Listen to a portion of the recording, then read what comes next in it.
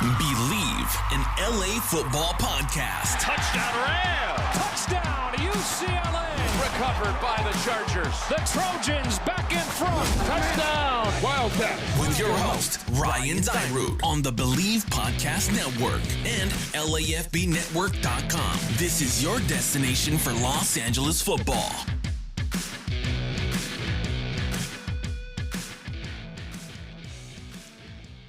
What's up, Los Angeles football fans, and welcome to another edition of the Bleav in LA Football podcast here on the Bleav Podcast Network. We are also on LAFBnetwork.com, your destination for Los Angeles football. If you're watching live right now on Twitter, Periscope, YouTube, or Facebook, thank you so much. Appreciate it.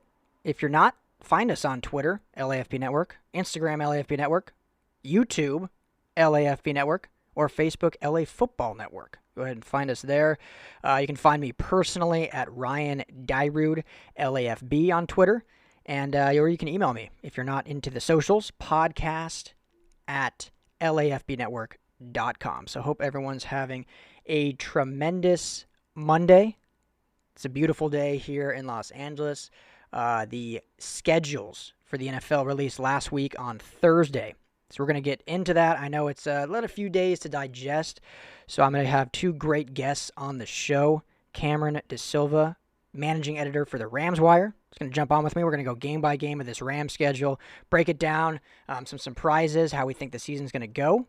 And then Gilbert Manzano, Chargers beat writer for the OC Register, is going to join me to discuss the Chargers schedule. So get a little bit of both for you there. Excited about that. Had a few days to really kind of process how the schedule came out for both teams, and we can get into it and hopefully get your thoughts on it. Hit me up on Twitter, Ryan Dyrud, LFB. Let me know what you think. If you're pumped by the schedule, if you're disappointed. I mean, we've known the opponents now for a while, but at least we can mark it on our calendars. And, at this point, I'm going to try to talk as positive as I can that we are going to have a season and that fans will be welcomed on those seasons. So I think we have to be thinking positively, even though we don't know what the world's going to look like, what we're going through right now, but got to think positively. So before we get into those really quickly, I do want to touch on some UCLA and USC news. I feel like it's been ages since we've talked about them. This is the Bleav in LA Football podcast, not just the Rams and Chargers, but there really hasn't been a lot to talk about with UCLA and USC, but a little bit of news happening just in this past week. First of all, I should say happy belated Mother's Day to all those beautiful mothers out there. My wife, it was her first Mother's Day with our beautiful daughter, Mia Ray, so that was spent in the hospital with her, but it was great to see them interact and get some good pictures, and many, many more, and my daughter is so blessed to have a mother like my wife. Big thanks to my mom and all the mothers out there. Truly, truly special, so I wanted to at least mention that. Here we are, day after Mother's Day, so happy Mother's Day to all the wonderful moms out there. I mean, you're the reason we're all here. Give birth to us. And then raise us and have to put up with our crap. So thank you for that. So, and I mentioned that because on Mother's Day is when a lot of this news kind of broke for USC and UCLA. So let's start, I guess we can call it the negative. We'll start with UCLA, we're talking a little bit about the 2021 recruiting class. 2020 recruiting is pretty much wrapped up. The season's a few months away if it does happen. And so we're looking now forward to how these next future classes look. And, it's a tough recruiting. You're doing it all virtual. You can't sit in people's living rooms. So some of that artistic and showmanship and maybe the prowess that some of these great recruiters have may be lost because they're not able to schmooze in living rooms to parents. It's all done virtually now.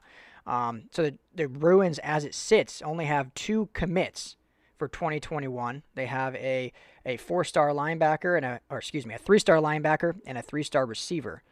Both from California who have committed to UCLA. And the kind of bad news is one of their top recruits, Caden Salter, who's a dual threat quarterback, he's a top 100 quarterback, decided to commit to Tennessee over UCLA. So kind of missed out on that opportunity.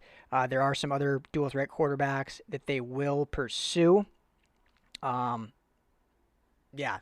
Moss, Shadir Sanders, if I'm saying that right. They're 4-star targets at quarterback that Chip Kelly and this UCLA coaching staff will attempt to go after and missing on Salter. So, happy for the kid if he wants to stay or go to Tennessee. But bit of a miss for UCLA, but, got a year to gain traction. I thought this year's recruiting class, Chip did really well. I'm excited to see how this team does in 2020.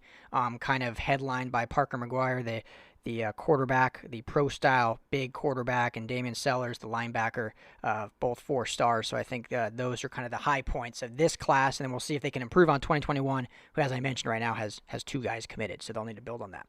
So that's kind of the little bit of news for UCLA there. I wanted to at least mention them. And then we get to USC, who has had some down recruiting classes as of late. Obviously, the huge storyline was this 2020 recruiting class, one of the worst in memory for the Trojans. Well, that can't be said for the 2021 recruiting class. So I don't know if it's the continuity that Clay Helton is returning, that Mike Bone, athletic director, has put in a ton of confidence in Clay Helton as the coach of the future, if it's the retainment of Grant Harrell, if it's the new D coordinator and Todd Orlando, maybe a combination of all of it. But this 2021 class, so far, they're commits. They're not, they're hard commits, but they're not officially signed on. That's what you have to remember. They can shift. Hopefully they don't. But, looking very, very strong so far. 11 hard commits already. Ranked 5th nationally and 1st in the Pac-12. I mean, that's great. A lot of 4 stars on this list so far of commits. Done a really good job, headlined by Jake Garcia, quarterback out of La Habra. So able to take someone who's homegrown and keep him here in SoCal. But the big news yesterday, Julian Simon, big 4-star recruit out of Tacoma, Washington, listed as an athlete. Played both sides. Played offense, where he recorded, 83 receptions, 1,000 yards, 12 touchdowns, had 7 rushing touchdowns. But also where he'll most likely play with USC is on defense. Can play safety, corner, linebacker. Just a really, really, really talented young kid who I think Trojan fans should be very excited about him coming to Los Angeles and playing for the Trojans. Next, after this season, I believe only a safety is going to be lost due to being a senior, and there's other guys that can commit to the NFL if they decide so. But obviously loaded at receiver. So you would think that Simon will play on the defensive side of the ball, but a really good get for this really growing, tremendous class for Clay Helton. Like I said, 5th ranked nationally right now, 1st in the Pac-12. So a lot of positives for the future of USC. I know a lot of fans are still bummed that Clay Helton's the guy. I know there's not a ton of excitement going into this year, but I think the future is bright. They'll build on last year's. I know they had a tough bowl loss to Iowa, but build on that, win a bowl game this year, and then hopefully in the following year, we can be in that national contention, that national title talk. I think they'll get there. They're building something. I know that USC doesn't want to be building something. You should be competitive for national titles every single season. But with the way things have gone, with the change in leadership at the athletic department, now let's keep the continuity and let's build towards the future, set the foundation, get the building blocks, and they seem to be doing that this year. And then 2021 is where they're ramping things up, and hopefully we'll see from them beyond the old USC where every single year they're a top 25, preferably top 10 team. So I think they'll get there, and a lot of that is continuity. So we'll see how that goes. So good news there with a good hard commit, another one for the USC Trojans. But all that being said, now it's time to get into some schedule talk. Before I do need to mention my friends at BetOnline. Today's episode of Bleav In LA Football is brought to you by BetOnline.ag. I know it's a weird time, no sports on, but there is plenty to bet on, including their online casino with poker and blackjack. You also have esports, you have American Idol, Big Brother, the elections. The elections are coming up. You can bet on them. They have a $750,000 poker series, plenty of other stuff to check out. Make sure to go to betonline.ag. You're going to use my promo code MYPOD100. That's MYPOD 100. And you're going to get a welcome bonus. So make sure to go to betonline.ag, your online wagering experts. All right, with that being said, thank you so much for listening to the LA Football Podcast. As always, as mentioned, I'm your host, Ryan Dyrud. Let's get into these interviews with Cameron DaSilva of the RamsWire and with Gilbert Manzano of the OC Register. All right, excited again to be joined by Cameron DaSilva, the managing editor for the RamsWire, joining the Bleav In LA podcast once again to help me break down the newly fresh-pressed, released Los Angeles Rams 2020 schedule. Cam, how you doing? Good, man. How are you? Good. Glad to have you back on talking Rams football. You're always insightful and know your stuff, so it's good to chat football with you. Absolutely. So, the schedule released, what was it now? It was last Thursday, right? Yep. So a few days ago. Did you have any initial kind of reactions to either the actual how they did the release or just the overall what the Rams have on the docket? Well, for the release itself, I was kind of surprised by the NFL letting teams release them 30 minutes early. Mm-hmm. It was the first time ever they were doing that, and to have this whole show. I mean, the release show in itself is just completely stupid. You don't need 3 hours to release a schedule. But the fact that the NFL kind of not downplayed that show, but they let all these teams release them 30 minutes early, so no one really had a reason to watch the show anyway. It was just kind of confusing. But pertaining to the Rams schedule in particular, that those first 3 games are really what I looked at as being a really difficult stretch to start the year for that team. You get the Cowboys at home, who are going to pack that SoFi Stadium with a ton of fans because Southern California is like Dallas 2.0, a mini Dallas Cowboys fan base. Sadly, yes. And then you have to go across the country to Buffalo and Philly for those next 2 games, which is another difficult stretch. You come home, and then I think they go to Washington for week 5. So a lot of traveling, a lot of difficult teams. Once it does break up a little bit. Once you get to week I think 4 or 5, you get some easier games in there, but really no bar schedule. And we kind of knew that just knowing their opponents, that it wasn't going to be that easy of a schedule for them. Yeah. I mean, to your point, beginning with the actual schedule release, I always find that funny anyway, why it's a big deal when we've known the opponents for 2 months. So we just don't know the order they play them in, but we know they're the home and aways. It's just a matter of where we can schedule basically flight plans to get out to the away games we want to go to. But yeah, man, that first stretch is definitely a gauntlet, and going back and forth on the East, it's going to be really, I think, a tough opening for them, but I like the middle part of the schedule to kind of bounce back, which we'll get to as we go game by game. But other thing, if my calculations are right, 5 primetime games for these Rams. So I think that's kind of a cool, concerning the season they had last year, obviously coming off the Super Bowl the year before, but having a 9-7 down year and kind of a interesting offseason with all the logo and uniform that we're still waiting on. But the fact that they put this team in 5 primetime games shows that, A, they're committed to football in LA. They want to continue building the brand here. But B, that this is still a team that, while maybe nationally fan-wise kind of people are differing opinion on, they are nationally renowned as a really top organization because they don't give anyone just that many primetime games.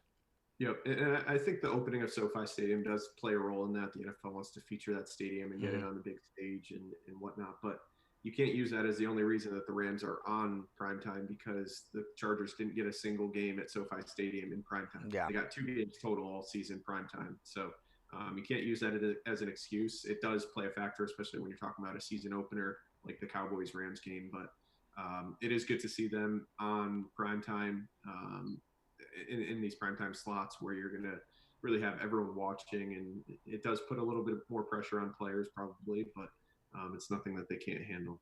Yeah, and that is, I mean, I'll talk more about the Chargers when I get to the Chargers segment with my next guest, but that is interesting that you would think with building their brand, you would want them to have at least 1 primetime at SoFi, but yeah, you would think. We'll get to that later. So cool, man. So getting to this week 1 matchup with the Cowboys, definitely, the Cowboys have had a tremendous offseason. I feel like we say it every year, and then they kind of crap the bed when the season comes. But, it's a new guard there with Mike McCarthy as the coach. A lot of returning players. They had some good free agent signings, had a really, really stellar draft.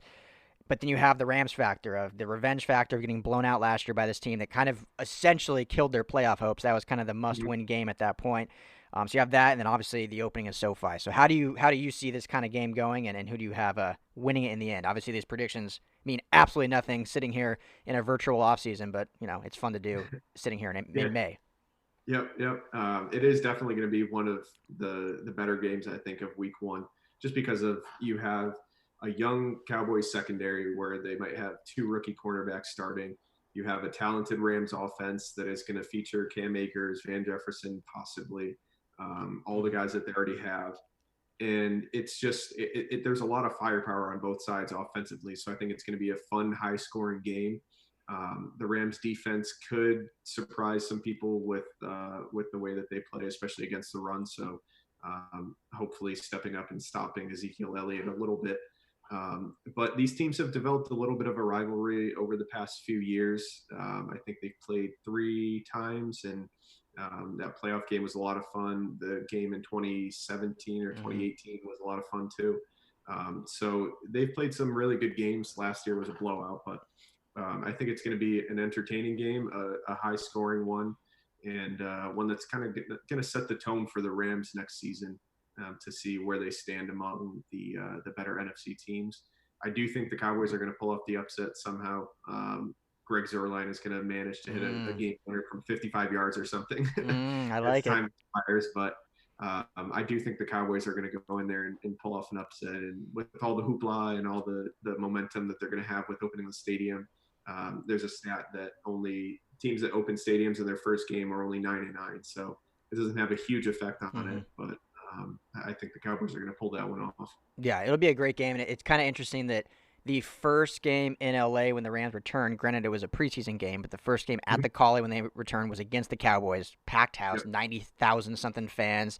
I had a bunch of buddies go to that game, and it was like an electric preseason game. And so now the first opening of SoFi, the Cowboys are back in town. So I agree with everything you said. I kind of, just going through my list, I have the Rams pulling off the win. I love that stat you said, 9-9 in the opening new stadiums, but I do just think there's too much momentum. McVay having a whole offseason to kind of prep for this redemption game. I think Goff's going to bounce back, but it's going to be close. I love that. I mean, I don't love it, but I would be interesting to see Zuerlein knock out the Rams in a game winner. But I'm going to go with the Rams as a win. So right now we're both differing in that. So we go to week 2, traveling across the country to Philly, another team that had an interesting offseason, went heavy receiver once the draft came, giving Carson Wentz finally some weapons. How do you see this game going? It's going to be another close game. I think the Eagles they're not among those teams that everyone's talking about with the Cowboys and the Chiefs and the Ravens and all the teams that are the Buccaneers who are expected to be good. But I do think Carson Wentz is a good quarterback. I think Miles Sanders is an underrated running back. They added Jalen Reagor. So they have a good supporting cast for Carson Wentz. The defense is still going to be good even with Malcolm Jenkins gone. In my predictions that we did after the schedule released, I had the Eagles winning this game. I have the Rams starting 0-3. Spoiler alert. It's going to be another close game. I think the Eagles are going to, just because it's at home, it's one of those 10 a.m. Pacific time starts. The travel, just coming down from the high of opening SoFi Stadium, going all the way across the country to Philly. It's going to be a tough matchup for the Rams, and I think the Eagles are going to beat them just by a hair in this game. Yeah, I've always loved this matchup, and it will forever, as long as these two quarterbacks are in the league, it'll forever be the Goff, Wentz, taking 1 and 2 in the same draft, just as, the trend in our league every time that happens. So it's always a fun matchup. It's always been a great game. They've played kind of similar to the Cowboys. They played multiple times since these two guys were drafted. I agree with you, though. I have the Eagles eking this one out, just being at home, cross country, the early start. And I just, I think Wentz plays really well in this game with those weapons he added. So you're at 0-2, and I'm at 1-1. Now this will be interesting if the Rams stay out east before traveling to Orchard Park or come back to LA and then fly back out. Most teams would come back. You have a full week to prep, but I wouldn't be shocked to see McVay do something like, let's just stay out here, maintain our focus, especially if, like you say, they're 0-2, or like I say, even at 1-1, we need to rebound. Going to a Bills team. This is kind of the year for Josh Allen to prove if he is that next-year quarterback. I'm not huge on Josh Allen. I think he has a lot of talent. He's a very athletic quarterback. I just don't think he's the guy to get them over the top. So this is kind of his year to build that momentum. But they have a tremendous defense. They have a really good rushing game, which they just, drafted a really good running back as well to complement who they already have in Singletary. So how do you kind of see this game going with Bills Mafia? Yeah, just going back to your point about staying out in Buffalo, after the schedule was released, McVay was on NFL Network, and he said most likely they'll stay out there like they have in the past couple of years when they have those East Coast games. So I think that will help them, just taking away from all the travel that they'd have to do. But I do have the Bills winning this game too, which seems crazy for the Rams to start 0-3, considering the way that they've started past seasons really well under McVay. But again, a Bills defense that's really, really good. It's one of the better ones in the league. You're going to have Tre'Davious White covering guys like Robert Woods and Cooper Kupp, which is a tough matchup. Zach Moss and Devin Singletary, that running back duo is going to be really, really good, I think, next season. So it's going to test the Rams' run defense, which, again, should be improved with Brockers back and Ashad Robinson, and Leonard Floyd is more of a run defender. So I do think it's going to be a low-scoring game, but I have the Bills winning this one too. Yeah, I agree with you. And if you're listening out there, Rams fans, don't worry. At least for me, I don't know about Cam's schedule, but I have the season turning around here soon, but it's a rough start. I have them also dropping this one to the Bills. Just the matchup factor. I think the Rams offense is a very finesse offense, kind of the sex appeal, especially what they want to get back to after last season. And this Bills defense is just hits you in the mouth, pounds you down, and their offense is similar. We're just going to grind. They're not a flashy team. Every game they won last year was just through grit and grind and close matchups. They should have beaten Houston in that playoff game, but kind of blew it at the end there. So I just think that the matchup plays in the Bills' favor, especially being at home. The one thing that plays in the Rams' favor is at least it's in September. It won't be negative degrees out there. That was something that I noticed with their schedule too. They benefited from these East Coast games being in early in the season with Washington, Buffalo, and Philadelphia, so that helps them in that regard with the weather. Totally. And then they get Tampa and Miami later in the season, which bodes well for them. But I too have them a loss. So now sitting for me 1-2, 0-3 for you. But don't worry, Rams fans. This is the gauntlet I have where the Rams start to really turn things around and look like the team of 2018. So we start with the Giants back at home in SoFi. Daniel Jones and company comes to town. How do you like this one? I think the Rams are going to win this one. It's really, even if they don't start 0-3, it's a game where it gets them back on track against a favorable opponent. Daniel Jones is an okay quarterback. He showed promise towards the end of last season and really improved there. But I just think the Rams are too talented to lose this game. It's going to come down to slowing down Saquon Barkley because he is the guy for the Giants who's going to make everything go. But just offensively, I don't think the Giants are going to be able to keep up, and that defense in New York is just not as good as it should be, or as necessary to stop the Rams offense. So I have the Rams winning this one. I agree. Yeah, the defense is no match for this Rams offense. They'll be determined and hungry after some tough road losses back home.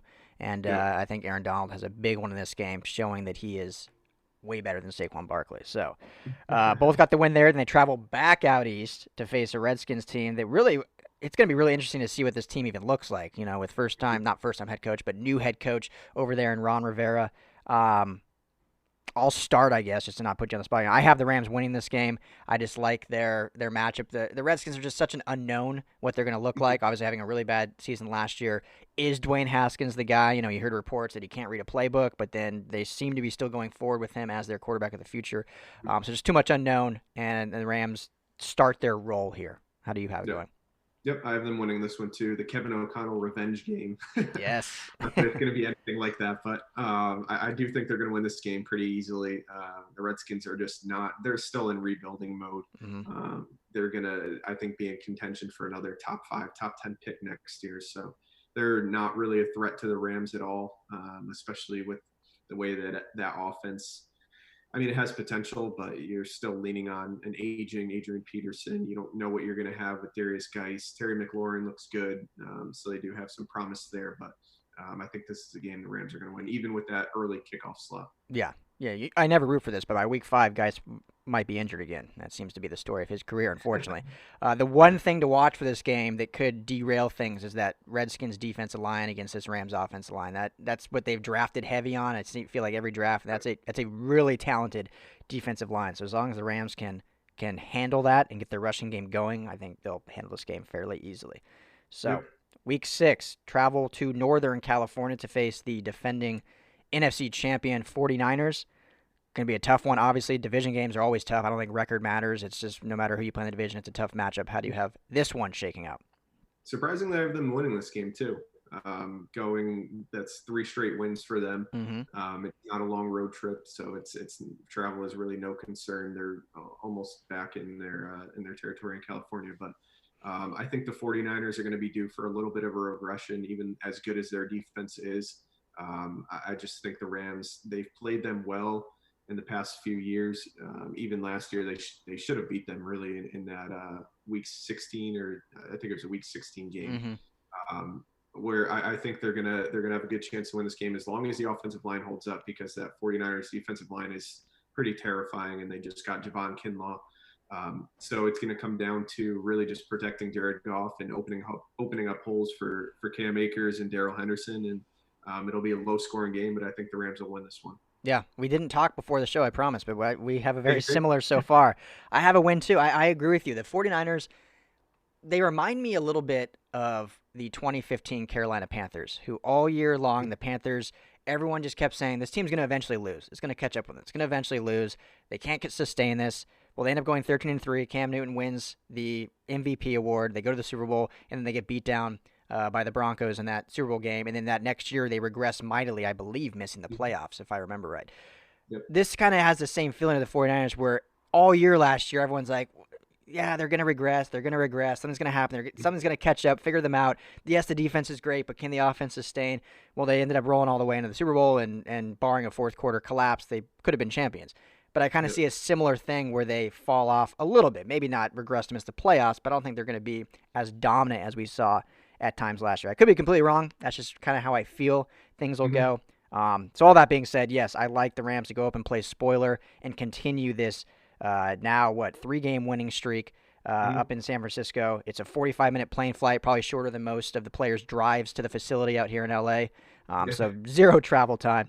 And then they come home and face a Bears team that is Ryan Pace the worst GM in the NFL? It's got to be between him and Bill O'Brien down in Houston, right?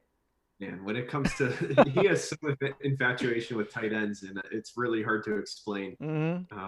But this game, I do think the Rams are going to beat the Bears. They've had some trouble. Well, they didn't have any trouble with them really last year, but that defense gave them fits a couple of years ago when they played in Chicago in that cold weather. But back home in SoFi, it's a primetime game, so I think the Rams are going to come away with the win in this one. You don't know what they're going to get from their quarterback play in Chicago, whether it's Foles or Trubisky. I don't think either of them are really great options. Yeah. And it's just too questionable of a team for what they're going to give you, because they looked really good 2 years ago, and then last year they regressed even more. And that offense is just it's too unpredictable right now. And I think the Rams are going to take care of them and score enough points to win this one. Yeah, I agree. If week 5 is the Kevin O'Connell revenge game in Washington, then I guess this is the Brandon Staley revenge game, since he was under Vic Fangio there in Chicago before joining Denver, and now obviously the DC and the Rams. I've never believed in this Bears team. And even the year they were really good, I thought they were going to regress after losing Fangio and a number of players, and they did.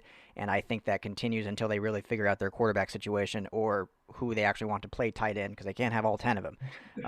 So, yeah, I have the Rams winning this one. So then they travel back out east to beautiful Miami, Florida, to face I would say a surging Dolphins team. I think they're still a year or two away till they truly, whether Tua plays at this point or still Fitzpatrick, or who knows what's going on with Josh Rosen.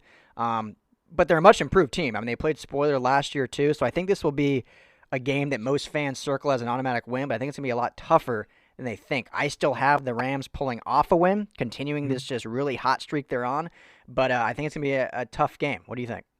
Yep, same thing here. I predicted 27-20 for my score prediction, so I think it'll be a closer game than people think. I think Miami's probably a better team than even the Giants and the Redskins and the Jets and some of the other teams on their schedule. But the Dolphins, whether it's Fitzpatrick or Tua, it's going to be not a tough game, but it's going to be a closer game than people think.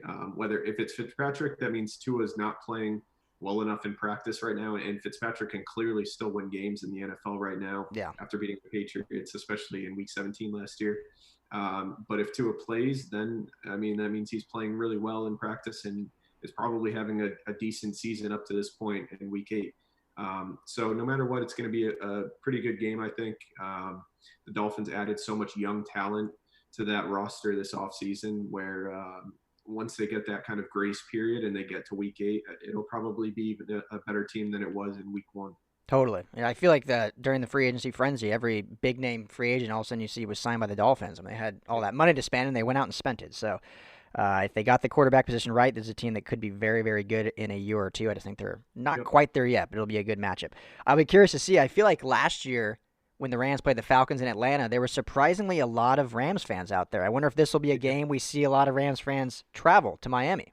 Yeah, that would be nice to see because they're so accustomed to seemingly teams coming into LA and taking over stadiums, so that would be good to see. It is. It's good for LA football. So, all right, then week 9, they get the bye week. Kind of nice to have the bye right smack dab in the middle of the season. I feel like that's always good. Teams prefer that. It's always sucks when the team that gets like the week 4 bye, like 3 weeks in, and you're like, great, well, we don't need a bye yet. So week 9 bodes very well for them. Then they play the Seahawks at home. Always have the Seahawks number, it seems like, except last year. What they split? Yeah, they split last year, right? They had the Greg Zuerlein missed field goal in Seattle at the last second. So always a good game. We'll be at SoFi. I like the Rams in this one after a bye week, after a full week of rest, continuing this hot streak. So I like them taking this. What do you think? Yep, I agree. I have them continuing their winning streak now. Coming off that bye is a huge benefit, whether it's injuries, fatigue, anything. Just kind of regrouping in the middle of the season. So I have them coming back and winning this one. Interesting stat that I found out today, the only team that Russell Wilson has a sub 500 record against is the Rams. He's 7-9 against them. The Saints too, but he's only played them 3 times and he's 1-2. So the Rams almost have Russell Wilson's numbers. So they've played him really well in his career, and I think that kind of continues next season. The Seahawks are a team that I think they're going to be in contention, obviously, because they typically are, but not a ton of defensive talent, I think, on that side of the ball with the guys that they're losing. And it's just a different feeling defensively, I think, for Seattle than it has been in the past decade or so under Pete Carroll. But I do have the Rams winning this game. Yeah, no, I agree. I've said now a number of times that I'm done counting this team out, because in the past I would always say, this is the year they have their downfall. They could have the number 1 overall pick, and Russ Wilson always has them make a playoff push. But that being said, they did have a very, I would say, poor offseason. Didn't do much in free agency. I thought they had kind of an interesting draft. Obviously, we'll see how it plays out. They've never really been good at drafting the first round. They get most of their guys in the mid-tier rounds. But, I like the Rams in this one. So then we go to Week 11. For the team who probably has more hype than even the Browns had going into last season, this new 2020 Tampa Bay team with Tom Brady and Rob Gronkowski. I don't know. We'll see what happens. I think the hype is a little too high. Obviously, they'll be entertaining. They get 5 primetime games, too. That's kind of the Tom Brady effect. But how would they be on the field? What do you think? I'm really torn on this one, because I don't think Brady is as good as people are making him out to be at this point in his career. I think last year he regressed, and a lot of it was made up against made up to the supporting cast that he had around him, where that wasn't up to standards and things like that. But you just didn't see a top elite quarterback last season from the Patriots, I think. And going to Tampa, you have Rob Gronkowski, who you don't really know what you're going to get from him. Yeah. Tom Brady, he's going to have a great supporting cast, but I mean, my logic is if this team can go, would they go 7-9 last year? I think the Bucs, with Jameis Winston throwing 30 interceptions. Surely you would think they would have to improve in 2020 and be better with Brady and Gronk. And they do have some defensive talent there, but there's still question marks. I do have the Rams losing this game in a really, really close one, just because they can only sustain wins for so long. And I think the Bucs are still going to be a good team. I mean, they upset the Rams last season in that shootout. So I think this will be a close loss for the Rams. Yeah, the Bucs are interesting. I was at that game last year at the Collie when they lost to the Bucs with that Ndamukong Suh fumble recovery to seal the game. Who knows how the Bucs are going to be here at Week 11, if they're coming in at 6-4, or they're sitting there at 3-7. I mean, it's really interesting, and a team I really can't peg how they're really going to be. I'm surprisingly going to go with another Rams win, continuing this super hot streak. I think that one puts them at 8 wins. I think 8 wins for you. Yeah, 8-2, and then you'll be at what, 6-3? 6-3, yep. So, I don't know. I just think another semi-revenge game after losing last year. And I agree with you. I think Tom Brady got way too much credit last year just because of his namesake. I don't think he was even a top 15 quarterback the way he played last year. And the fact that just by him signing with the Buccaneers, all of a sudden they're a true contender I mean, they are a team on the rise. They did have a very decent season last year, so we'll see. Yep. But I like the Rams in this one. So then we go back to LA, and this is where I finally have the Rams coming back to earth a little bit, facing the 49ers. So they took one up in Santa Clara from the 49ers. I have the 49ers coming down to LA. It'll be kind of vice versa. A lot of 49ers fans in the house because there is a big concentration, obviously, here in LA with no team for 20 years. So there's a lot of 49ers fans. We saw that last year. So I have the Niners knocking off the Rams. They're, 7-game winning streak, bringing them back down to earth. Another close one, division game, but bringing the Rams back down to earth. What do you think? Surprisingly, I don't know what I was thinking with this prediction, but I have them winning this game. And I think a sweep of the 49ers would be really surprising, but you just never know with the NFC West. These teams are so evenly matched, and anything can happen. And playing at home at SoFi Stadium, it's going to be a packed house with the 49ers first game there. So I have them winning this game. Similar reasons for the last one. It's going to come down to the offensive line. As long as they're healthy and playing at a decent level against this 49ers front, the Rams will have a chance. And maybe some redemption from the mess that Jared Goff had last season against the 49ers in that first game. Coming back a little bit, playing better. So I do have them winning this game. Yeah, I like it. I think, and like I said, these predictions are really pointless. They're just fun to do. But sometimes you stack up too many wins. It's kind of like when you're taking a test and you have too many B answers, and you're like, okay, there can't be this many Bs. I need to throw in a C or an A or something. So I'm like, I need to throw in a loss here. This is going to look ridiculous. I have too many wins. And I probably had that overthought paralysis by overanalysis into this next game, going out to the desert to play the Cardinals. First time of the year, Cardinals are going to be another team that we really don't know. They should be much improved. They have so much firepower on offense. Finally addressed a little bit on the offensive line. Got some great defensive playmakers as well. Cliff Kingsbury and Kyler Murray going into their second year together. So I have got a shocking upset. I have the Cardinals pulling this one off. I think they just catch the Rams off guard. The Rams, I have them losing the week before to the Niners, and yet even though they lost, they come in a little flat. This Cardinals team really hasn't been anything for a long, long time, and it's kind of shocking them and giving them a 2-game losing streak. How do you have this one going? I have the Cardinals winning this one too, 28-27. So I'm high on the Cardinals heading into next season. I think Kyler Murray is going to have a really, really good season. He showed a lot as a rookie, and then you look at what Patrick Mahomes and Lamar Jackson were both able to do in their second seasons, winning MVP. I think he'll probably be in the conversation for that next season too. You have Kenyon Drake, who I think is an upgrade over David Johnson. DeAndre Hopkins coming in. Christian Kirk is going to improve. Larry Fitzgerald. So they have a lot of firepower on that offense, and I think it's going to be a tough out every single time that the Rams play them. Even as easily as they've beaten them in the past few years under McVay. I think they've swept them every year and blown them out by at least 15 points each time. But it's going to be a close game. I think the Cardinals are going to win at home, but it's going to be a good one because I really think this Cardinal, you could have all 4 of these NFC West teams being in playoff contention towards the end of the year. So it's going to be a fun race in the division. Yeah, no, I agree. I think the bigger question is what nightclub or bar are McVay and Kingsbury going to the night before? You know those guys are going out together or doing something. Yeah. So we both have a loss there. Then they come home, and I think this loss almost bodes well for them to get the season back on track. I have them losing 2 in a row, coming home against this Patriots team. Another team. First year in, 16 with no Tom Brady. As of now, Jarrett Stidham's the guy. Who knows if he'll still be starting at that point or what their season's looking like. A lot of question marks on that team. I have the Rams winning this one. I have them bouncing back from the 2-game, getting back on track. I just think they have enough firepower. That defense still as solid. They lost some big pieces, though. Kyle Van Noy leaving, who was kind of the heartbeat of that defense almost. And, obviously losing Tom Brady, that's kind of a big deal, too. So who knows what the offense will truly look like. But they still have a good rushing attack, still have a solid offensive line. It's still Bill Belichick, the hoodie on the sideline. But I just like the Rams in this one bouncing back. What do you think? Yep, I have the Rams winning this one too. That defense, no matter who's playing quarterback, I think Belichick is going to have that defense ready to play. And still Stephon Gilmore, still the McCourty twins. Yep. You still have a good defense there that's going to challenge the Rams.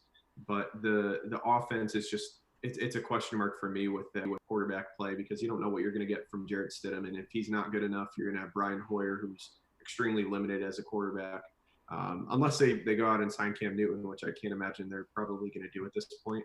Mm-hmm. I would do it if I was them, but I just think their quarterback play is going to be questionable at this point in the season. Maybe Stidham turns it around or develops enough this late into the year where he's a decent quarterback, but I do have the Rams winning this one in a fairly close one, 28-24. Yeah, it'll be. We just mentioned when we were talking about the Bucks that we both thought Brady did not have a great year last year, so it's curious to see if Stidham can at least play at that level, which isn't asking a lot. But again, a guy that's played in 2 preseason games, has like 4 drives to his career. I hate. He's unknown. Yeah, I hate when these people are predicting, he's going to be great. Like, well, you've seen 4 drives. Come on. No. Yeah. But I guess that's the Jimmy Garoppolo effect after his 4-0 start or whatever with the Patriots. So, okay. So then we stay at home with the Jets. Another team reeling after last year. Had a decent offseason, added some offensive line help to Sam Darnold. Finally addressed some weapons for him after, letting guys leave in free agency, but then finally getting some in the draft. So I'm not a huge Adam Gase believer, but you got to think this team is improved.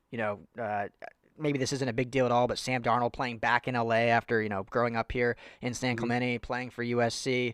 So he'll have obviously a nice fan support just for him. But I still think the Rams are just the better team. Sometimes you got to go just the better team on paper. I think the better coach is Sean McVay by a landslide over Adam Gase. And I think this defense will be able to do a good number and hopefully have Darnold seeing ghosts again out here in LA. But I don't know if you see differently. Yeah, no, I have the Rams winning this one 28-17. That defense is just going to be too much for that Jets offense, which is not very proven at this point, I guess, under Adam Gase, Sam Darnold. Darnold, you just don't know what you're going to get from him. He's shown flashes of being a good quarterback, and then he's done things that you don't understand how a professional quarterback would make those mistakes. But Le'Veon Bell is there. You have Denzel Mims joining the fray at receivers. So they do have some weapons on offense, but it comes down to Sam Darnold. And if he's not having a great year, I think it's going to be a struggle for the Jets all year long. Yeah, no, absolutely. It totally comes down to him, as it does with most teams, the quarterback play. So final 2 games of the year. Division games, as always in the NFL, travel up to Seattle to face the Seahawks. I think we both had him taking the first one at home. Now they travel up to face probably this will be a battle for either the division or at least a wild card shot, at least the way we have the schedule shaking out as of now. So how do you see this one going? I have the Rams losing this one. Always tough to win in Seattle, and it seems like so often these teams split the season series. So I just playing the odds almost, and just the way that these teams go up against each other every year. I have them losing this one in a close one. Seattle is a team that if they're able to run the ball on the Rams, they're going to have success because it sets up everything with Russell Wilson's play action game and the downfield passing game. So it's going to be a close game, but I have the Rams losing this one. Yeah, I swear, everyone, we did not talk before the show, but I also have the Rams following, the 12th man up there. It's always tough to play. They lost by 1 point last year.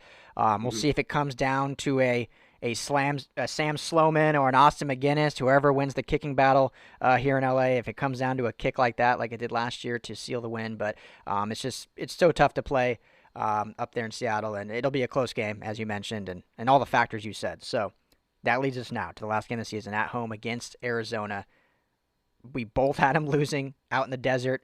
Maybe we both have them finishing the same way. I have the Rams winning the final game of the year, which should, with how I have the record shaking out, should definitely get them in the playoffs, especially with 7 teams now. But what do you think?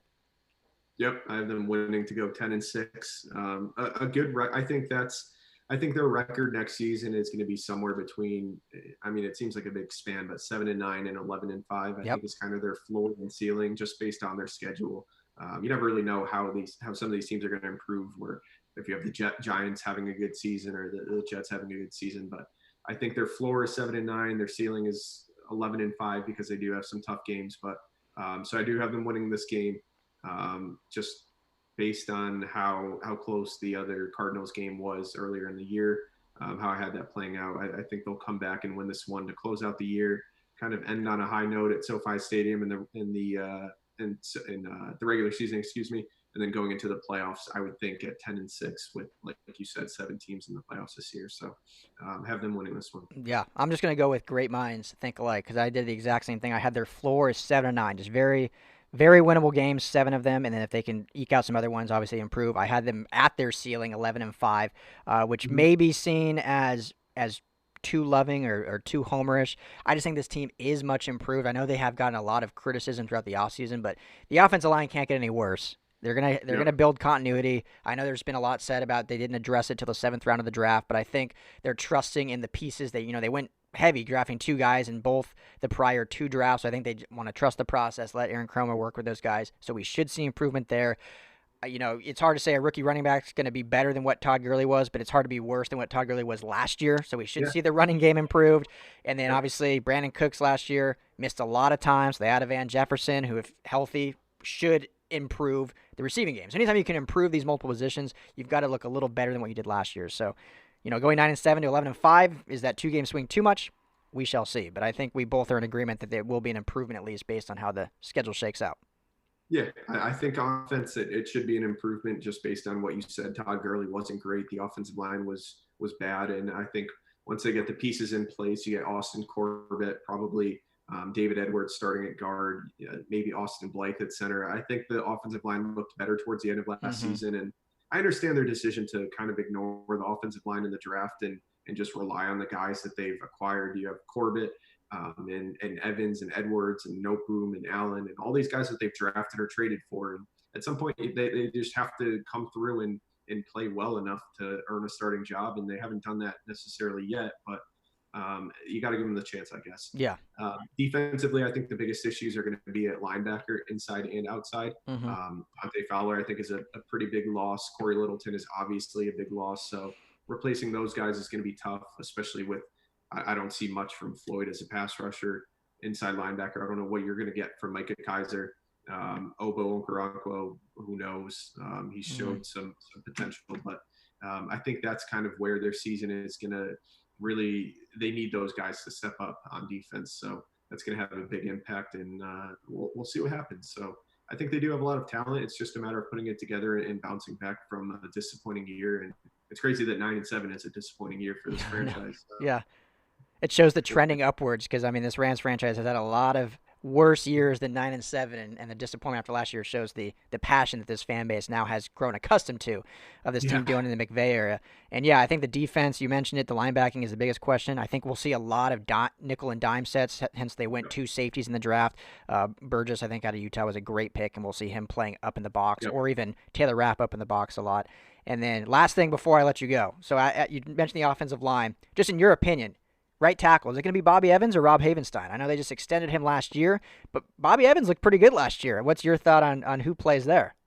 I think okay, so if Rob Havenstein is on the roster in September, it's going to be him starting. I don't think you can put a guy making $8 million on the bench.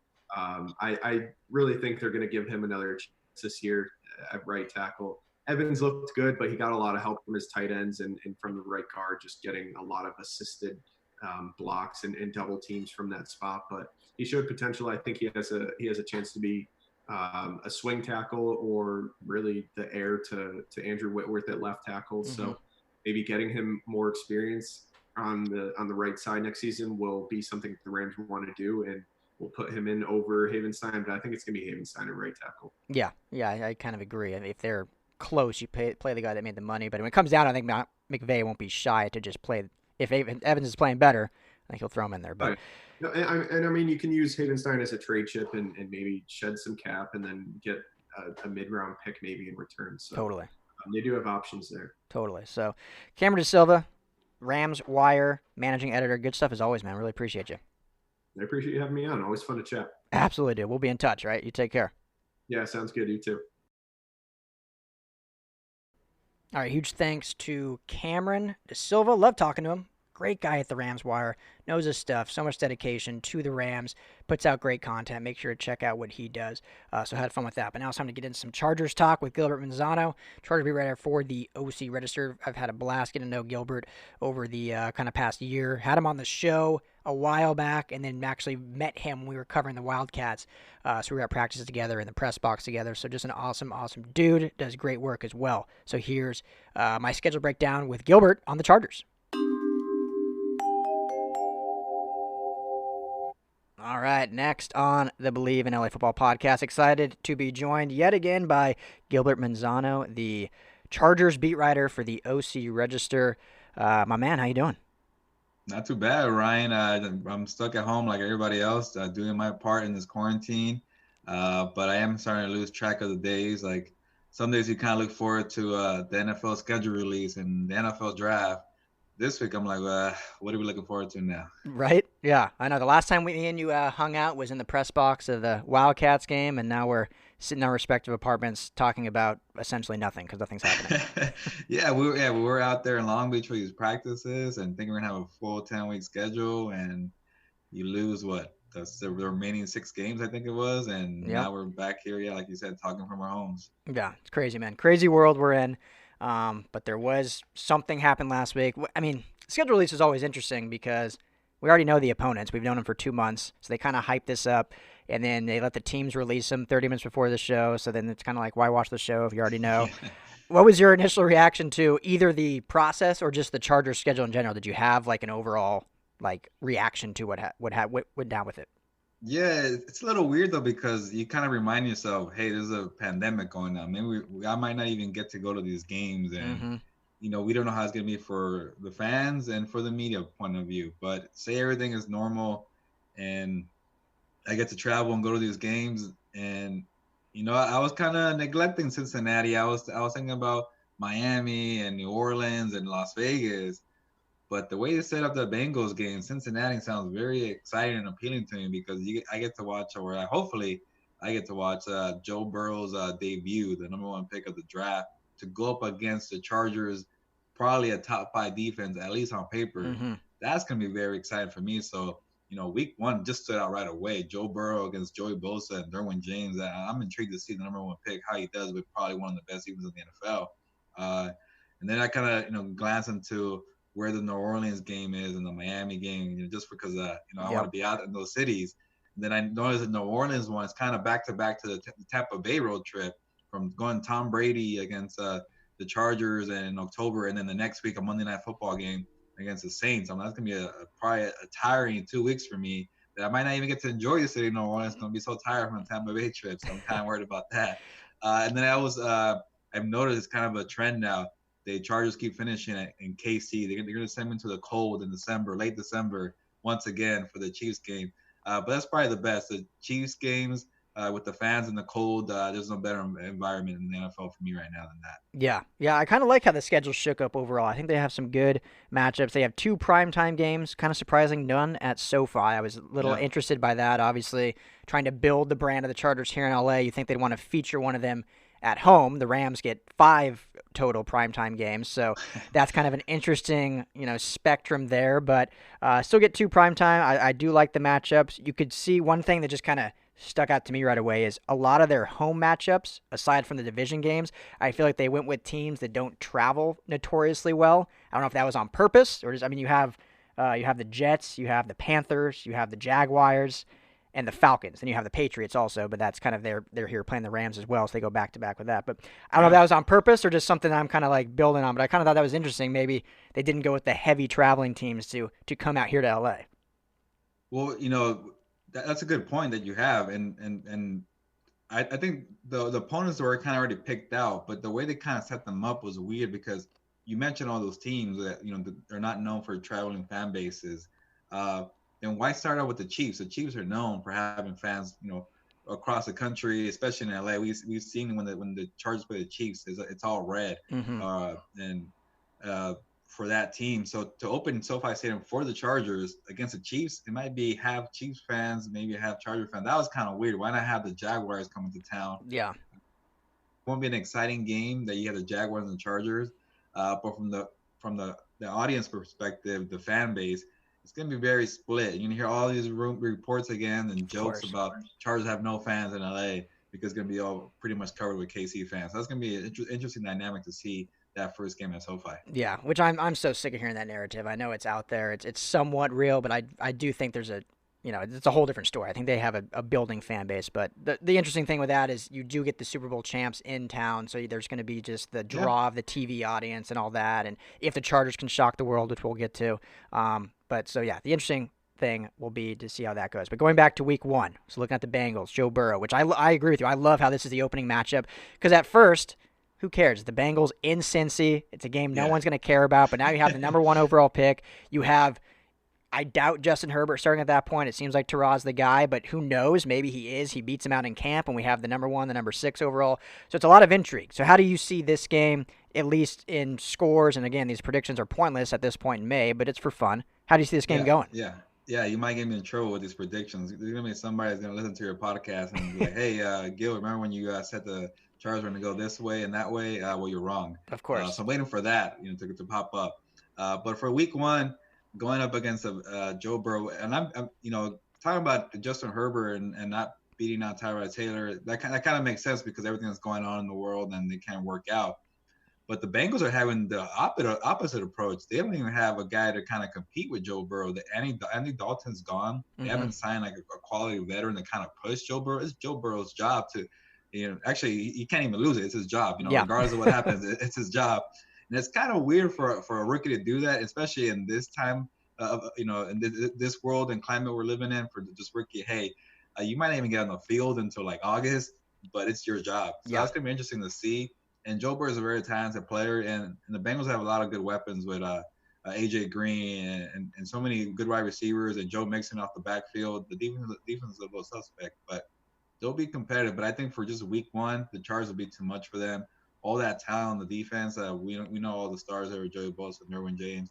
I think the Chargers going to Cincinnati week 1 and take that win. Yeah, I agree with you 100%. It's just, the Bengals will be an improved team. It's hard to not be from what they did last year. So they'll be improved. But this Chargers team, what they did in this offseason, arguably one of the best offseasons they've had in recorded memory, at least that I have. Tom Telesco did a great job in free agency and another good draft. And this defense is just going to be nasty. And they're going to get after young Joe Burrow with a kind of restructured offensive line.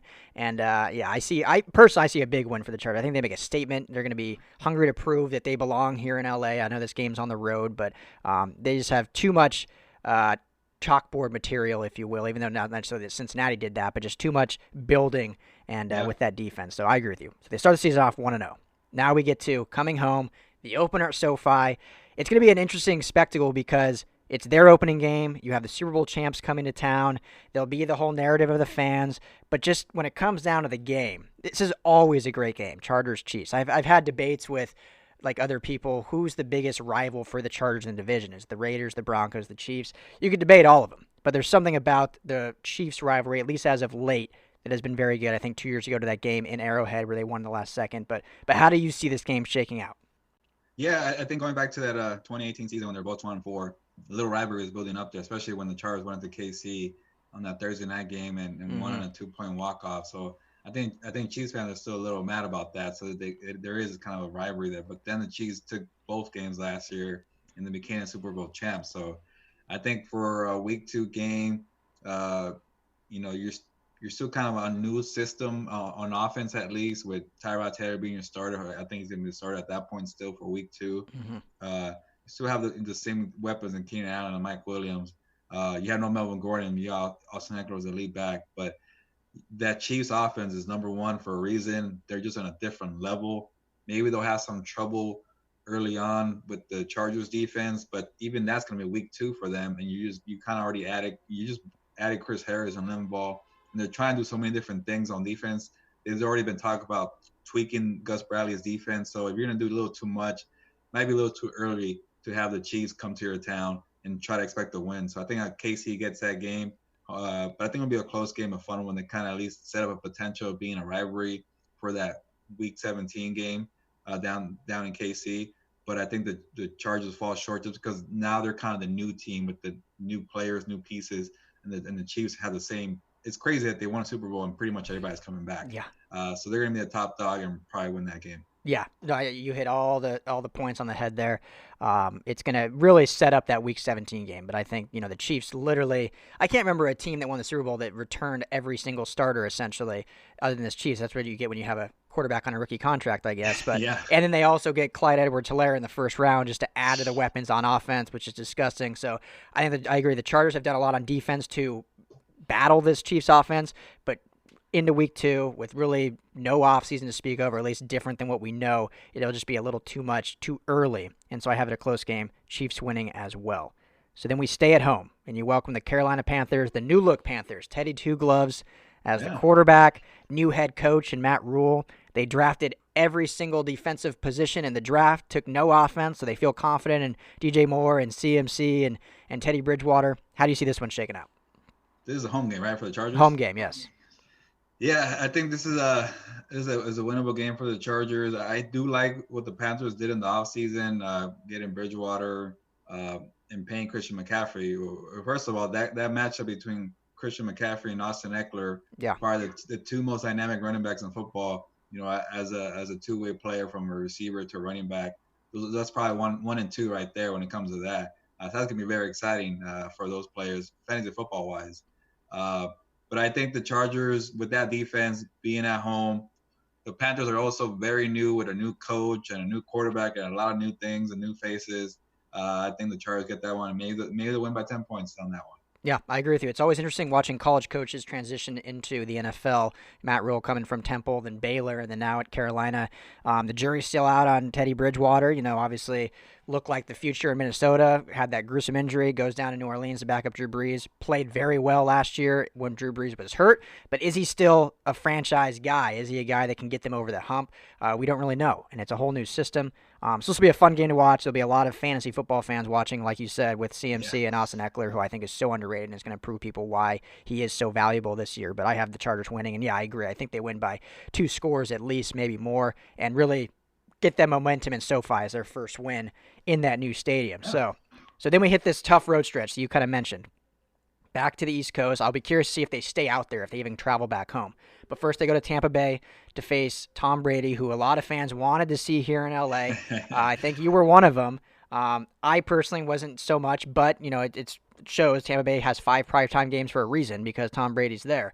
So what do you think in this game as they face a revamped Buccaneers team and a very hyped Buccaneers team? Yeah, if Tom Brady would have said yes to the Chargers offer, the Chargers would have been probably that hype team with the 5 primetime games. It would have been a whole different Chargers team. And that's what I was very excited to potentially have. That being in the news all the time. Maybe I would have hated it by week 6 with all the media in town. But that's Tampa Bay's problem now. Tom Brady went that way. And I do like what the Buccaneers did, adding. First of all, they added Gronk. Imagine if Gronk was with the Chargers. That's another circus too. Which it sounded like that was his deal. Wherever Tom Brady goes, Gronk would have gone. And imagine those two guys in LA. That would have been crazy. So now I'm thinking about that as a what if. But I think with Tampa Bay being at home, you got Gronk and Brady.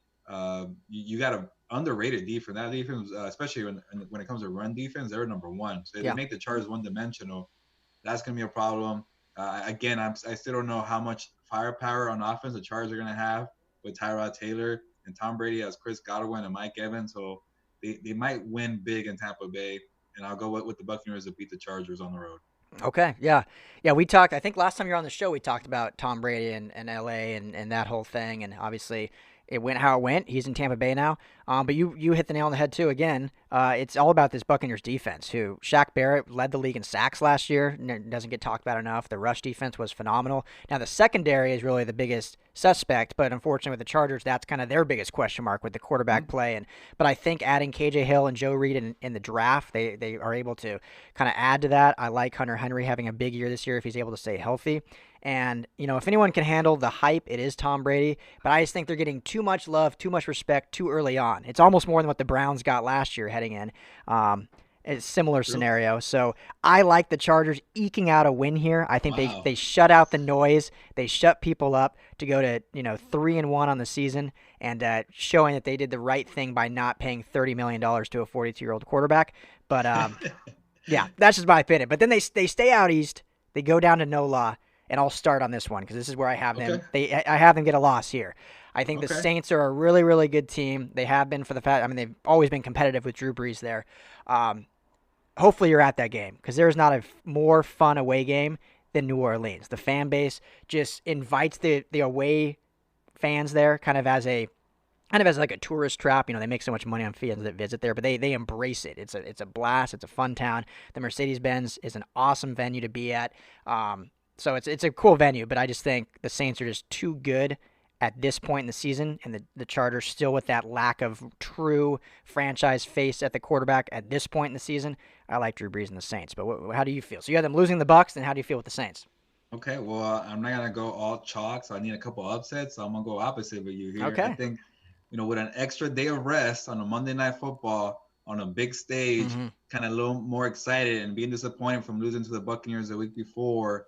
You feel the pressure of after. I think for my record, it would have been 2-2. You don't want to fall 2-3. Yep. I think they're going to New Orleans, and I think Anthony Lynn's running game just goes off that week on Monday Night Football with Austin Eckler and Joshua Kelly and Justin Jackson. I think they get the running game going, to get the play action going for Tyrod Taylor against that Saints defense. I know it's a solid defense, but they have some cracks here and there. So I think they'll take advantage of that, and then keep the ball away from that very good offense for Drew Brees and Michael Thomas and those guys.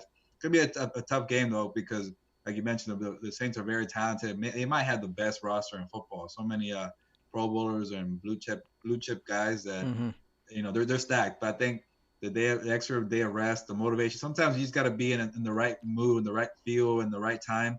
I think the Chargers will get that one on Monday night to get that upset victory. Yeah, the NFL is all about momentum, and I love the Joshua Kelly pick. I'm probably higher on most just because I cover UCLA also, so I loved watching Joshua Kelly the last 2 years. So I think he'll do really well. So we had differing outcomes for each of the last two games, but we have them both sitting at 3-2 now, going into Week 6, where they welcome. Not too bad. Where they welcome the New York Jets, who, I talked last segment when we were doing the Rams, who the Rams also face the Jets. I love Sam Darnold. He gets to play twice out here in LA against the Rams and the Chargers, where he played at USC from San Clemente. So I think he'll have a little momentum there. But I'm not an Adam Gase guy whatsoever. They finally got some firepower with Denzel Mims, but I just don't love where this offense is at currently. Defense will be a little improved, but I do like the Chargers in this one. I just think they're a better team, much better team than New York Jets. What do you think? Yeah, when I was doing my mock drafts and I had to get to the Jets pick, I'm like, what do they need? I'm like, whoa, they need a lot. that's a team that has a lot of holes. And talking from the Saints roster is a total opposite. They have their quarterback in Sam Darnold, which still is a little suspect. So we're not sold on Sam Darnold yet. But I know they got Le'Veon Bell. He kind of struggled a year ago. They have issues with the offensive line. I know they drafted a guy there. I think it was Becton, or I forget which tackle. Yeah. Was it Wills? No, it's Mekhi Becton. Yeah. And they got Jamal Adams, who doesn't want to be there on defense, but the defense is very shaky. They don't have too many weapons for wide receiver, tight end. So you put Sam Darnold against that Chargers defense, and maybe by now, what is it, week 5 or week 6? Week 6, yeah.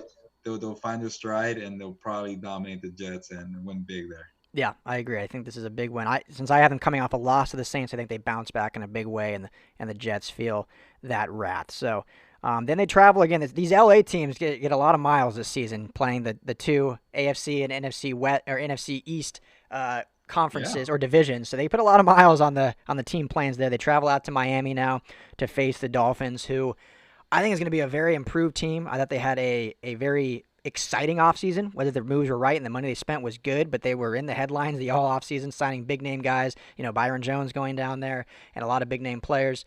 They had a pretty good draft, but I just think they're a year or two away. Obviously, Tua, who knows, maybe he'll be starting by this point, week 7, but I know they want to keep Ryan Fitzpatrick behind center. You still have Josh Rosen on the roster, who they traded for last year, but I think he's kind of a foregone conclusion at this point. So I think they'll be improved. I think this will be a closer game than a lot of fans want to see. It's always that tough, traveling out east game, but I do think the Chargers are still the better team, and they get the win, and the Dolphins are just a year or two away. Yeah, say the Chargers do, in my picks, the Chargers lose to the Saints, they're possibly 3-3 at this point. Maybe you start thinking about pulling Tyrod Taylor for Justin Herbert, and Justin Herbert against Tua will be very exciting to watch. Yeah. But since they're 4-2, it's going to be Tyrod Taylor's job still. And again, I go back to that running game, slow ground and pound, dominate the time possession. Then you got that defense, so you don't need that many points. And like you mentioned, the Dolphins probably a year or two away, also with a rookie quarterback. They had a lot of guys, but they still need some help on the offense, especially the offensive line. That's a little shaky. I know they got Austin Jackson from USC there. But other than that, they don't have too much. So you imagine Joey Bosa and Melvin Ingram and Kenneth Murray and Derwin James coming at you as a rookie. I think the Chargers win that one. Yeah, well, I'm excited to see Kenneth Murray. He's going to be fun to see all over the field. So then travel back to LA, where they have 2 home games against the Jaguars first. this is an interesting one. You still have, at this point, most likely Gardner Minshew as the quarterback. How do you see this one shaking out? Yeah, so Jaguars in LA, Gardner Minshew mania. I'm still not sold on Minshew. He was very exciting for a couple of weeks, but he kind of went down after the teams adjusted and watched film on him. So again, I go back to the Chargers defense. That just like the Jets, that Jaguars team has many holes, many needs, and they're going to be struggling going from Florida to LA. And last year, Austin Eckler went off on that Jaguars defense with the 100 game with 12 touches. That was insane. So maybe Austin Eckler follows that up with a big game and wins this one. Yeah, and who knows what's going on with that Tang team? Like Leonard Fournette wants out, and Ngakoue doesn't want to sign. So who even knows? This could be a stripped down team, just full rebuild mode by this point, which they already kind of are now. So by week 8, the Chargers could be facing a very skeleton crew of a bunch of replacements, if you will, like the old Falco movie. But yeah, I have a win as well. So we both have them sitting going against week 9. The Raiders, they're both sitting at 6-2. So solid so far start. Welcome in the newly reformed Las Vegas Raiders, John Gruden.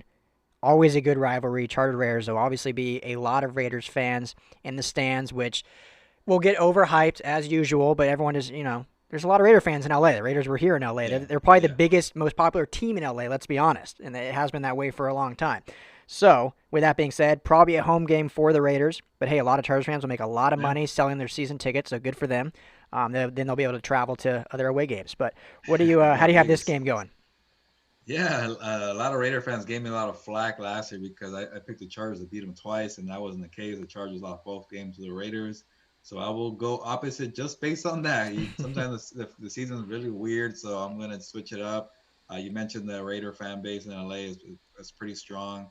So I think Derek Carr or maybe Marcus Mariota, who knows, which is weird. Last year, the Chargers faced a lot of the backups. Like Ryan Tannehill's debut with the Titans, or at least starting, was against the Chargers. They got a bunch of those. So it could be Matt Mariota's game. But I think the Raiders will figure it out. Just one of those AFC West rivalry games. It doesn't matter the records and the roster. You just you're 50-50 and you go out there, and I think the Raiders will get that one just for an upset. We kind of even that out because there's too many wins right now for the Chargers. I know. I was joking on the last segment because I did the same thing with the Rams, and it's kind of like when you're taking a test and you have too many B answers. And you're like, I got to throw in a C or an A here. Something's you got to mix it up. Something happens every year. Something's not right here. Well, I didn't do that this week. The Raiders are a team, and I said this last year. They could either be 12-4 or 13-3, or they're going to be a dumpster fire and win 3 or 4 games. Last year, they ended up winning 3 or 4 games. This year, I have the same feeling. Like, we still don't know the relationship of John Gruden and Derek Carr. You mentioned that we could be seeing Marcus Mariota by this point. They have, obviously, a really good rushing game in Josh Jacobs. The defense, interesting. I mean, they have some good pieces. They obviously go out and get some good firepower on offense with Henry Ruggs.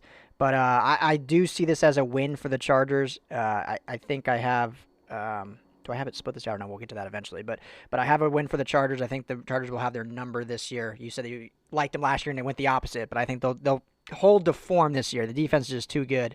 I just love the Chargers defense. So win. I have them at 7-2, and you're at 6-3 heading into the bye. Not too bad. Okay. Yeah. So all then, right. Yeah.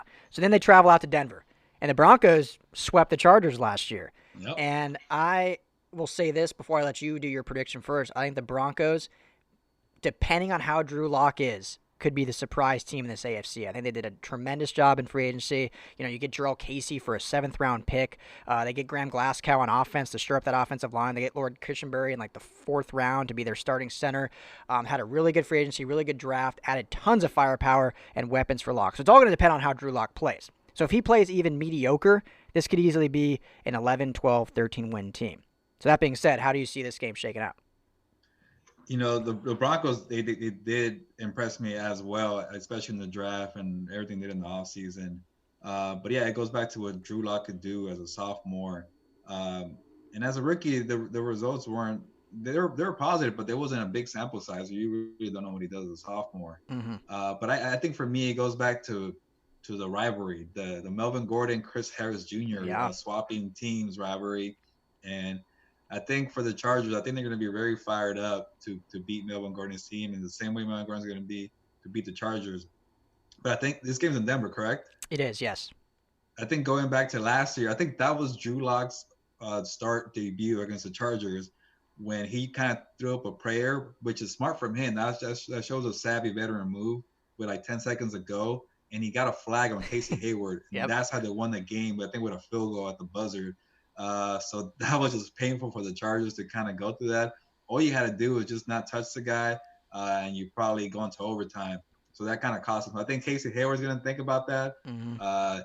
You see Drew Lock maybe not being as ready just yet to be that guy. You got the Chargers defense was very solid. You got the ground and pound game with the Chargers rushing attack. I think they go into Denver and they win that game. Yeah, I like that you bring up that recollection because it was unfortunate, but I remember talking about after the game, it was the most Chargers way to lose. Yep. A flag at the end to set up a field goal with zeros on the clock, essentially. So, but yeah, this is a great rivalry. I think at this point is one of the biggest for the Chargers. I think the Chargers-Broncos rivalry has been really good. You have a really good, strong Broncos fan base in LA. Even when the Chargers were in San Diego, the stadium was always full of orange for Broncos fans traveling down there. So I like the Broncos in this one just because I remember last year when Melvin Gordon ended his holdout.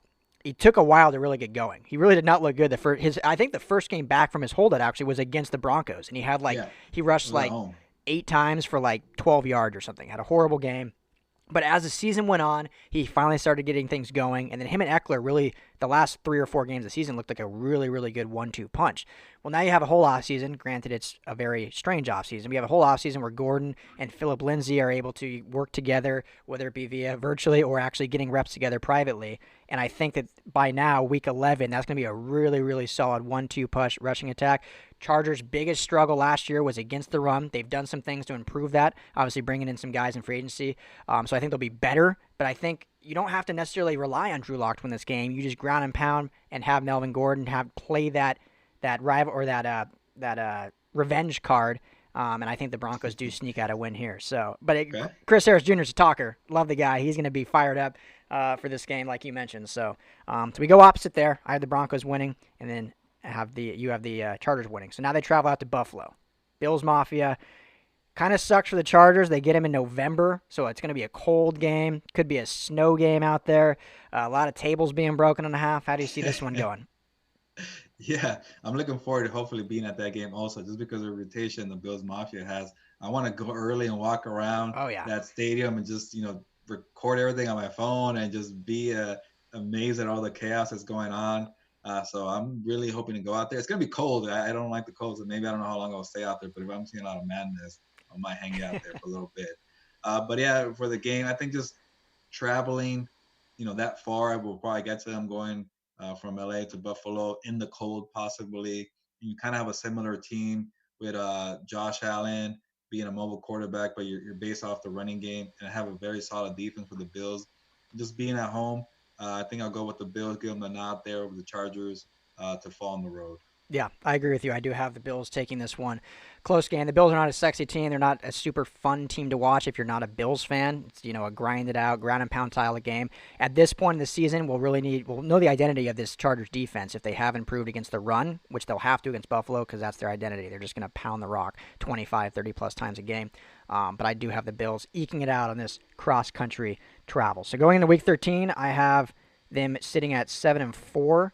And are you sitting at 6-5? No, I'm 7-4 also. 7-4 also. Okay, we just have a few different outcomes. But, okay, so then they welcome the Patriots. This Patriots team is going to be so interesting. No Tom Brady. At this point, Jarrett Stidham's the guy they're saying is starting. We'll see if it's the case by Week 13. The offense is going to look very different. The defense looks different, losing guys like Kyle Van Noy, but they do have a lot of returning guys. So how do you see the Patriots coming into town and facing the Chargers going? Yeah, it's going to be a very weird team, especially as Jarrett Stidham's going to be the starter. Do they really believe in Jarrett Stidham? Is Bill Belichick just being cocky and thinking he could just put whatever quarterback in there and get good results out of that? The Patriots have a very good defense, though. They're still going to be talented there. But them going across the country with I don't know how – I haven't seen much film on Stidham. I don't know if he is a guy. I think he'll struggle to Chargers defense, and Chargers being at home, coming off a loss. I'll give the nod to the Chargers against the Patriots. Yeah, I agree. If the Chargers win this game, I'm a guy that I'm about production, especially at quarterback. And until you prove it, I can't really give you credit. Stidham's played like 4 drives total, like in 2 preseason games. And they're just playing that Jimmy G effect. When we saw Jimmy G have like 2 good starts and 2 good preseason starts, and all of a sudden the Niners were willing to pay him $27 million a year. And, he's been adequate. I wouldn't call him a franchise guy personally. But yeah, so Stidham, until I see him on the field, this is a win for the Chargers. They have too many question marks. So I like the Chargers there. And they stay at home. You get the Atlanta Falcons. This is another team that every year, on paper, I love their squad. They kind of, other than that one Super Bowl year, they don't really play up to their potential. Had some big losses in Vic Beasley, but you still have Matt Ryan. Devontae Freeman, is he still a free agent? He hasn't even been picked up by anyone, has he? Yeah, he's still a free agent. Yeah, one of the top free agents out there. So they have, question marks maybe in the running game. Obviously, they lost Tevin Coleman, last free agency to the Niners. So still have Julio Jones, still have Calvin Ridley. But an interesting team. How do you like this one going? Yeah, like you mentioned, the Falcons are very weird. Like you see Julio Jones there and Matt Ryan. Like, wow, it's going to be a good offense. And Calvin Ridley. Then you see a lot of holes on the defensive side. You mentioned the backfield is going to be a question mark. But I think for the Chargers, the teams that know how to score points and light up the scoreboard, even though their defense might not be as good, that's the one that might concern the Chargers, because if they're going to be a slow it down kind of team, when you get in a track meet, you might struggle. So just trying to avoid not being a chalk guy. I'm guessing the Chargers are the favorites in the odds being at home. I'm going to give it to the Falcons. I think maybe Julio Jones and Matt Ryan figure it out, have a shootout, win 38-27 kind of game, and they take a game in LA. Yeah, so this is definitely, I think, at least at this point, who knows how the season shakes out, but this is definitely one of those trap games where, on paper, the Chargers, I think, are the better team, regardless of the quarterback position. But the Falcons last year were so interesting. I think by week 5, it was 100% across the board. Dan Quinn was going to be out as head coach. They'd be, starting kind of over next year, re-identifying their kind of identity. And then all of a sudden they string out like 3 or 4 wins, and then Dan Quinn's the guy. Arthur Blank puts his trust in him. Dimitroff puts his trust in him, and here we are, Dan Quinn again for another year as the Falcons head coach. Whether that was a good decision or not, that's kind of how the season went. So we'll see by week 14 this year if it's similar or if the Falcons are trending up or down. I do have the Chargers winning. Again, I just think maybe I am being too much of a chalk guy. But I look at this point, on paper, I love this Chargers roster. I think they've had the best, off season of pretty much any NFL team, and the Falcons have had a much more down one. Have no cap space to speak of. Not that it matters now; it's all pretty much over. But I like the Chargers in this one. So a win there, and then we get to go to Vegas. That should be a fun one, man. Hopefully by now the strip is open. We can enjoy ourselves before this game. Have some fun gambling, maybe betting on this game. I don't know. Will it be Marcus Mariota, as you mentioned, maybe even in the first matchup? Will it still be Derek Carr? Are the Raiders trending up? How do you like this one? Yeah, no, I'm with you. I know it's going to be December. It gets a little chilly in December in Vegas, but hopefully we're out there and having a good time for that game. We'll see how it goes. But I guess based on my picks, the Chargers have a 3-game losing streak to the Raiders. So you got to snap that streak. You're on Thursday Night Football on primetime in Vegas. Vegas is not that far from LA, so that works out for them perfectly. I think the Chargers get back on track after losing to the Falcons and an upset. They figure it out, and they're now in December games. Atlanta has the team ready, and they beat the Raiders in a rivalry game. Yeah, this is a game where I'd be curious to see if Charger fans are able to turn the narrative around and actually have a lot of Chargers fans in this game. A 4-hour drive from LA. Even maybe San Diego fans, even if they're salty or not, maybe they want a little vacation, get out to Vegas, get away from things, and they're like, you know what, even if I see them lose, I'm willing to go out there and pay money and see them. So maybe we see a little more Charger fans at an away game just because of the proximity and the fact of going to Vegas. But I agree with you. I have a win here, so I actually had them sweeping the Raiders this year. I think the matchup's good. By this point, maybe we do see Herbert. I don't know, but I think if they're, as I had him going into this game, sitting at 9-4, if it's Tyrod that's gotten him there, I think they'll probably roll with him, obviously, having a good record. But I like the win there. So then they go back home. They finish out the season with 3 straight division games. This is going to be integral to their playoff run, who I think this is a playoff team, especially now with 7 teams making it out of the conference. But they welcome the Broncos, who I had them losing to. You had them beating earlier in the season. Going to be a big game. It's going to be a for sure split, maybe home game for the Broncos. As I mentioned, they just have a huge Bronco fan base in LA. It's nothing against the Chargers. It just is what it is. A lot of orange out there. So how do you see the Chargers? Are they going to sweep the Broncos, or do they drop this one? Yeah, I think this is where the Chargers do well in the AFC West. They'll sweep the Broncos, and I guess going back to that Chris Harris, Melvin Gordon, just grudge battle between sides, and now being at home in LA so late in the season, you want to play your best football this time of year. I think at this point for our records, Tyrod Taylor will still be the starter, but just going back to that defense and what they have as a rushing attack, I think they will get it done and sweep the Broncos. All right, I love that we have some parity here because I have the opposite. I have them sweeping. I have the Broncos sweeping them, Wow. And maybe I'm just too high on but both teams have had such a good offseason, so it's hard to pinpoint one. I just think the rise the Broncos have done after having 3 really, really bad years. They're finally going to reach that point where they're back to where they've been, in the Peyton Manning years. Maybe I'm putting too much trust in a young sophomore Drew Lock, but I just think the pieces around him have given him a really, really good chance to win. And at this point in the year, I like Drew Lock better than Tyrod Taylor. Close game, though. It'll be a fun one to watch. And so they go into this Week 17 matchup with all playoff implications on the line in Arrowhead. Whether this is for the division, whether it's for a wild card, I think they'll for sure be playing for playoff seeding at the very minimum, at the very worst, playing for a last spot in the playoffs. I love this game in Arrowhead. You mentioned it's a great place for football. It's going to be cold. It's going to be loud. How do you like this one going? And at this point, we both had the same record, right? We're 9-5 for the Chargers. Yeah, 10-5. 10-5. Oh, 10-5. Okay, yeah. 10-5. Okay, so we had the same record. I think the Chiefs will still be in the mix for the number 1 seed, but that's the kind of thing. If they're already locked in for the number 1 seed, do they still want to play their starters? That's going to be an issue. But I think that rule change does it start this year? The 7-seed format playoff, right? Is that this year already? So the 7 seed is this year. The 17 games is next year. So it's still 16 games, but the seeding is this year. All right, so maybe the Chiefs are really trying to get that number 1 seed, and they're not thinking about just a bye week. They want the number 1 seed overall because only one team gets a bye week. Exactly. So that probably will make it tough for the Chargers. They're going to be trying to win that game. So if Casey's at the best, I'll give for the Chiefs. At Arrowhead Stadium, one of the toughest environments in the NFL. They'll beat the Chargers maybe in a close one. Maybe the Chargers are also playing for their playoff lives there to be a 6 seed or a 5 seed. But I think the Chiefs would pull it out and sweep them for the second straight year. Okay, so finishing 10-6, still probably I think with 7 teams, that's a playoff team at 10-6. Yeah. Now I have them again. Maybe this is a homer chalk pick or whatever, but I have them taking this game. I think what we said in week 2 was that this defense was on the rise. Gus Bradley's going to make adjustments, but there just wasn't enough time to get good enough to slow down this Chiefs offense, being the second game of the season. Now they've had a full 16 weeks going into the final game of the season. The Chargers have played fairly well at Arrowhead. I know it's not Phillip Rivers under center now, but they've played fairly well. We talked about that big win they had as the 2-point walk-off, and I think the defense is going to be firing on all cylinders. The system's fully implemented. I think the offense gets the rushing game going early and is able to just kind of dink and dump from there and just kind of keep Mahomes off the field and control the clock. I like a great close finish, and they defeat the Chiefs to go 11-5 and do that. Does that win the division for them? I don't know. For the Chiefs, I don't know. I think they're going 12-4. Okay. Maybe they lose. Maybe they lose a tiebreaker. Maybe they're both 11-5. Who knows? Yeah, it'll be interesting. But I think it's gonna be. Is the AFC West, in your opinion, the best division going into this year? Put you on the spot. I haven't really thought about it. I know that NFC South is going to be tough. NFC West is going to be really good also. I mean, there's a lot of divisions on the rise. NFC West is going to be good too. But the thing about the AFC West, I can't figure out who's going to finish last. I think all those teams are ready. I know people are maybe not as big on the Raiders. I think the Raiders have improved a lot. They'll probably contend. The Broncos are much better. The Chargers, so I don't even know who's going to be number 2 in that division. But based on the way I kind of predicted, I think the Chargers are going to be number 2 in that division.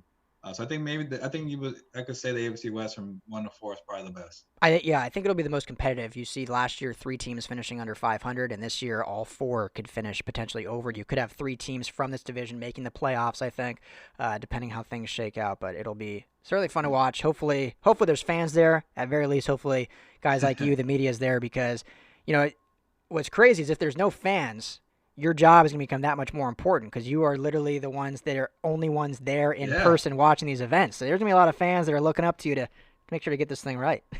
Yeah, I'm just very curious how it's all going to play out. Like especially those locker room interviews. Is that going to be over with? Do we all get them at the podium, but we're all separated, by 6 feet apart and stuff like that? It's going to be very interesting to see how it plays out.